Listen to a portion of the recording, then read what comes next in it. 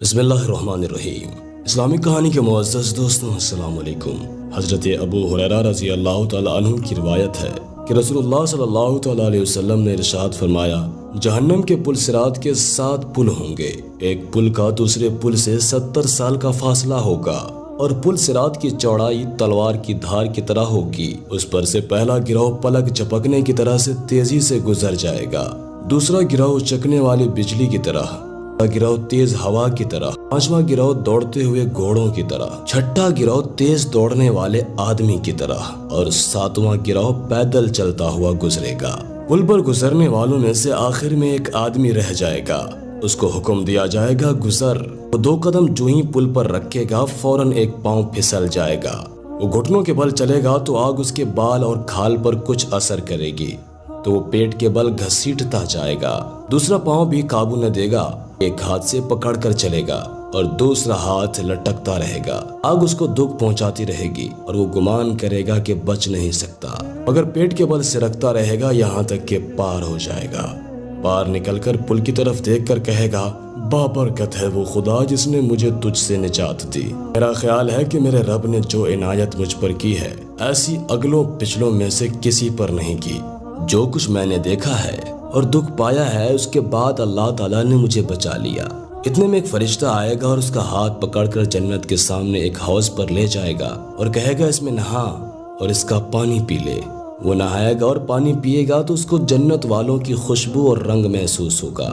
پھر فرشتہ اس کو جہنم کے دروازے پر کھڑا کرے گا اور کہے گا، جب تک تیری اجازت اللہ کی طرف سے آئے یہیں رک جا۔ وہ شخص دوزخیوں کی طرف دیکھے گا تو کتے کی طرح رونے کی چیخوں کی آواز سنے گا، تو روتے ہوئے کہے گا، پروردگار میرا منہ دوزخیوں کی طرف سے پھیر دے، میرے رب میں اس کے علاوہ تجھ سے کچھ نہیں مانگوں گا۔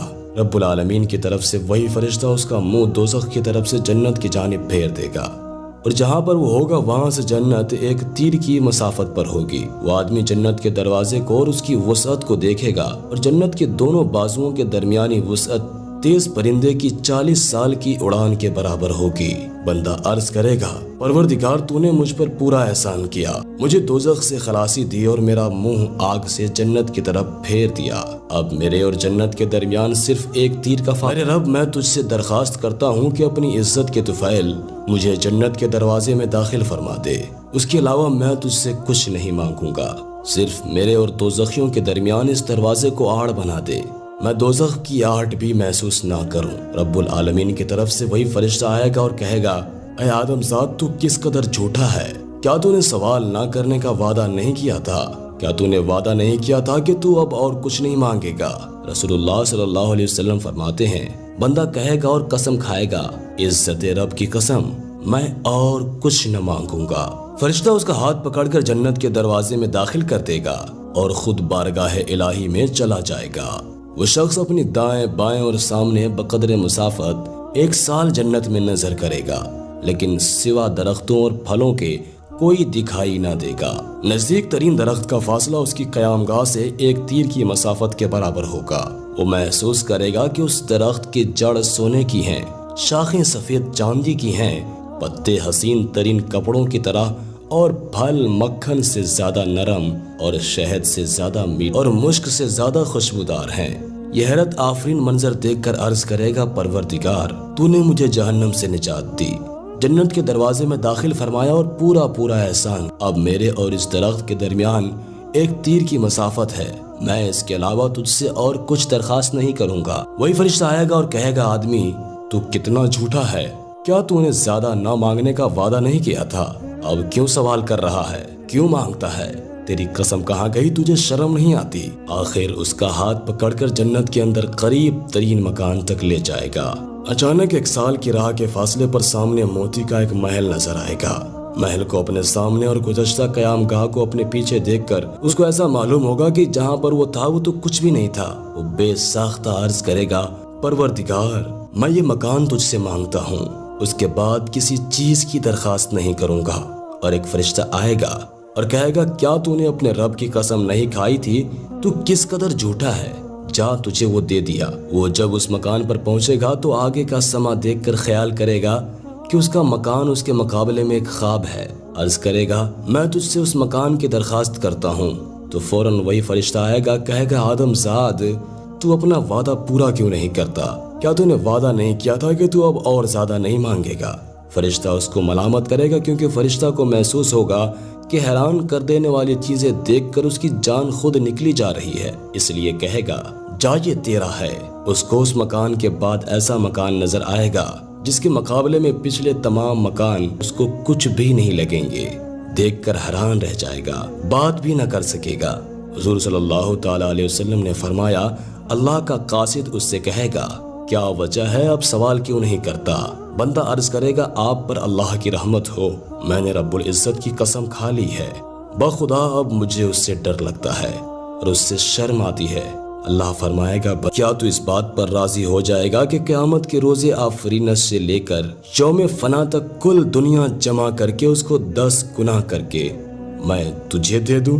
وہ عرض کرے گا پروردگار تو رب العالمین ہے، سارے جہاں کا پالنہار، کیا تو مجھ سے مذاق کرتا ہے؟ اللہ فرمائے گا میں ایسا کر سکتا ہوں، تو جو کچھ چاہے مانگ لے۔ بندہ عرض کرے گا مجھے آدمیوں سے ملا دے۔ فوراً ایک فرشتہ آئے گا اور اس کا ہاتھ پکڑ کر پیدل جنت میں لے جائے گا، یہاں تک کہ اس کے سامنے ایک چیز آئے گی اور ایسی ہوگی کہ گویا اس کے مقابلے کی کوئی چیز پہلے دیکھی نہ ہوگی۔ بندہ فوراً سجدے میں گر پڑے گا اور سجدے میں کہے میرے رب نے مجھ پر جلوہ فرمائی کی ہے۔ فرشتہ کہے گا سر اٹھا، تیرا گھر ہے اور تیرے سب مکانوں میں کم درجے کا ہے۔ بندہ کہے گا اگر خدا میری نظر کی حفاظت نہ کرتا تو میری آنکھیں اس محل کے نور سے خیرہ ہو جاتی۔ وہ اس محل میں اترے گا، سامنے سے ایک آدمی آئے گا، اس کے چہرے اور کپڑوں کو دیکھ کر یہ شخص حیران رہ جائے گا، خیال کرے گا کہ فرشتہ ہے۔ وہ آدمی آ کر کہے گا السلام علیکم ورحمۃ اللہ وبرکاتہ، اب آپ کے آنے کا وقت آیا۔ یہ شخص سلام کا جواب دینے کے بعد کہے گا بندے خدا تم کون ہو؟ وہ کہے گا میں آپ کا محافظ ہوں اور اس مکان کی نگرانی میرے سپرد ہے، اور میری طرح آپ کے 1000 محافظ اور ہیں، ہر محافظ کے ذمے آپ کے ایک ایک محل کی نگرانی ہے۔ آپ کے 1000 محل ہیں، ہر محل میں 1000 خادم، ایک بیوی اور ایک حور آپ کے لیے ہے۔ یہ شخص محل میں داخل ہوگا، دیکھے گا کہ محل ایک سفید موتی کا گنبد ہے جس کے اندر 70 کمرے ہیں، ہر کمرے پر 70 چھتیں ہیں، ہر کمرے پر 70 بالا خانے ہیں اور ہر بالا خانے کے 70 دروازے ہیں اور ہر دروازے پر موتی کا قبہ ہے۔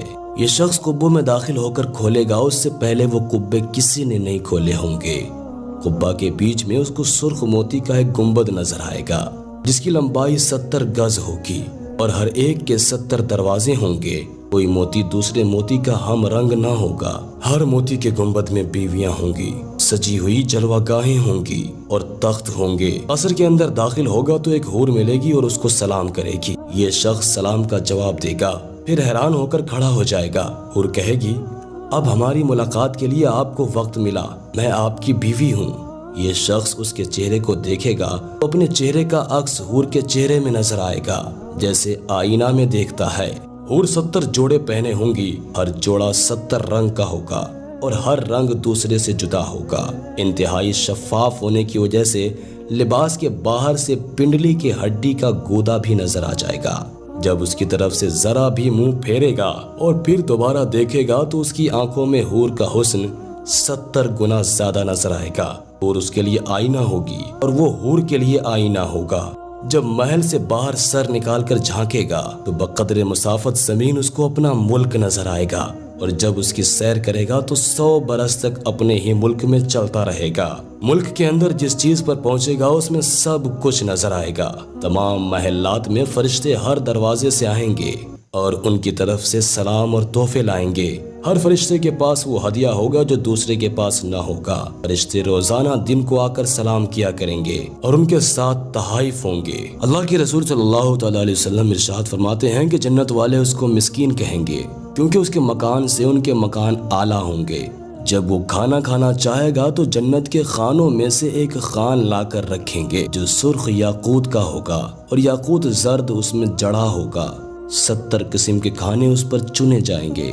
سامنے خادم کھڑے ہوں گے، ہر خادم کے پاس ایک پیالہ ہوگا، ایک کھانا دوسرے کھانے سے اور ایک شربت دوسرے شربت سے الگ ہوگا۔